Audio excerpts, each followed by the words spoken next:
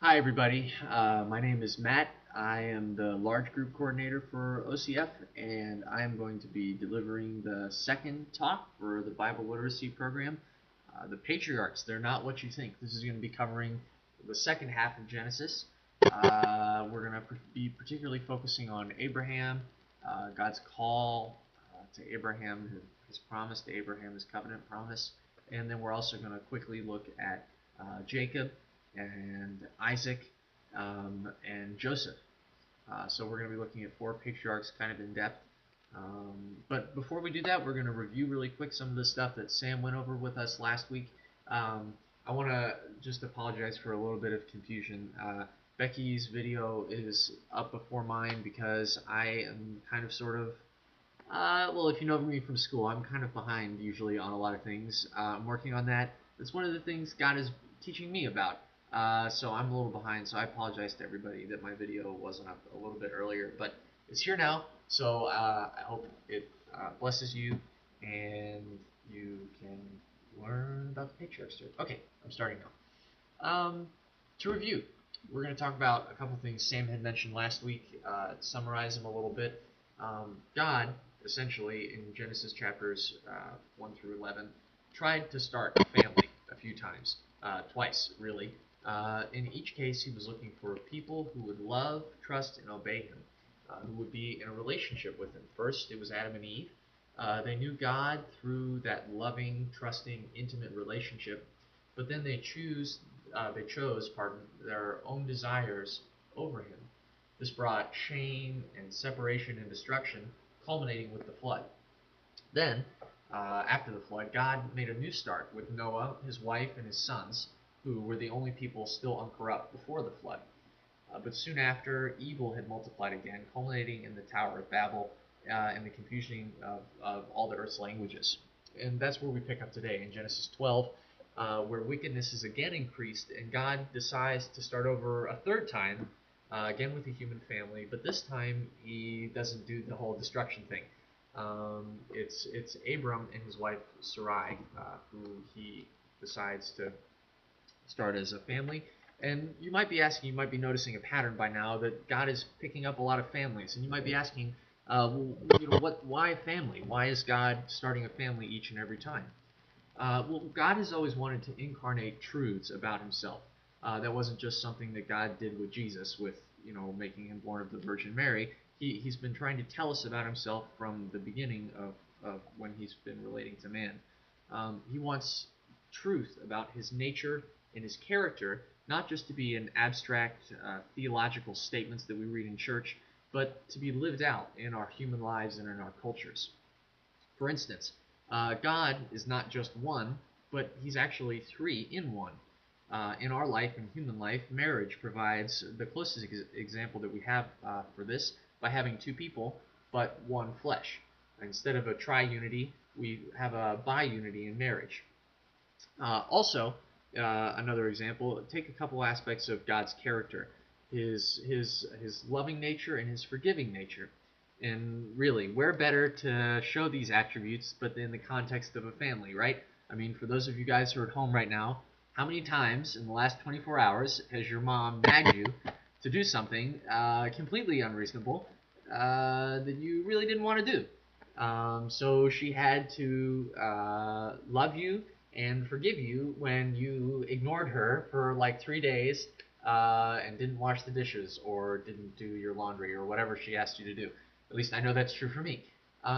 So, what better area do we have to practice and understand the concepts of love and forgiveness, but in a family context? Um, so, God's plan is to turn this family of Abraham into a tribe of people, then into a nation through which he will bless all of humanity. He doesn't just want to contain the results of the fall, as the flood kind of did. He wants to start undoing the results of the fall and start to bring humanity back into an intimate relationship with him like he had with Adam and Eve in the very beginning of creation. So, really quickly, we're going to look at Genesis chapter 12, verses 1 through 3. This is God's call and promise to Abram before he is Abraham. And so this is Genesis chapter 12, verse 1. Uh, Now the Lord said to Abram, "Go from your country and your kindred and your father's house to the land that I will show you. And I will make of you a great nation, and I will bless you and make your name great, so that you will be a blessing. I will bless those who bless you, and to him who dishonors you I will curse. And in you all the families of the earth shall be blessed." So there are two major parts to God's communication with Abraham in this little section that we're starting with. Let me break it down for you really quickly. The first part is the call, and the second part is the promise. First, the call. There are three parts to the call: to leave his country and his people. Second, to go into a new land. Third, to bless all the peoples of the world. So that's the call: to leave, to go, and to bless.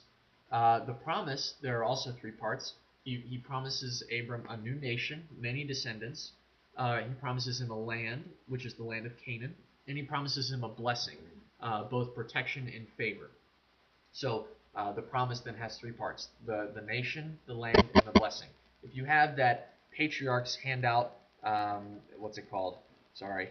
The Patriarchs, They're Not What You Think handout, you can fill in those ideas there on that handout. All three of the promise points, however, are not meant to be selfishly enjoyed by Abraham and his descendants. So all these points of the promise are not only for Abraham and his descendants. They are meant to be turned around and used to bless the nations as well. Point 3 of the call, the blessing. So God's blessing on Abraham is both a result of Abraham's obedience and a litmus test of his obedience. Will he and his descendants bless the nations? Okay. So let's think about the two parts of God's covenant with Abraham. First, in a little more depth. First, the call, particularly with respect to yourself. How would you respond to such a call if you were in Abraham's place? To leave your country and to go to somewhere you've never been before and to bless all the peoples of the world. I'm pretty sure that he was reluctant about it. He had plenty of reasons to be reluctant about such a call. For instance, he was really old. What old person do you know is going to pull out their walker and cane and move? If you have that map, it's a long way from Haran to Canaan, and so who's going to pull out the walker with the tennis balls on the bottom and walk hundreds of miles to a new place when you're old? You just don't do that. He was settled really comfortably, and as for blessing all the nations, couldn't he make God known among the Babylonians where he was just as well as he could have done it among the Canaanites? Yet Abraham showed faith, and he went where God sent him. And so if you take this and apply this to yourself in our modern context, has God called you to leave someplace? Maybe it's a place that's unhealthy but looks okay, like Haran did for Abraham. Or is it some people that God is calling you to leave, some group of friends, some person, some particular person? Has God called you to go to some new place, to take some new risks for him that you haven't done in the past? Is he maybe impressed on you that he wants you to bless someone, but you're having trouble with that? Loving an enemy, someone who has hurt you or mistreated you in the past.